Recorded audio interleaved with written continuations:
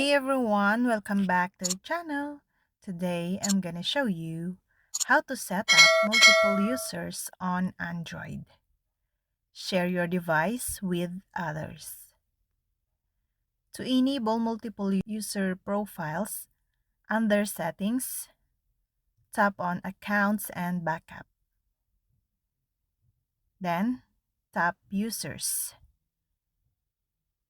Then turn on the toggle. You will then see an option to add additional user profiles to your device. Secondary profiles will be set up as if your phone were new, and each user profile has its own home screen, settings, and app library. You can also create a guest profile if needed. This feature separates user accounts and application data.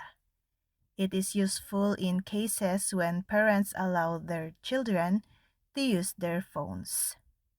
A family may share an automobile, a critical response team may share a mobile device for on-call duty.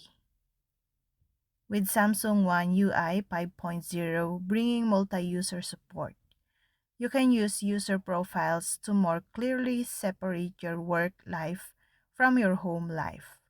One profile is for personal use, while the other is for business work.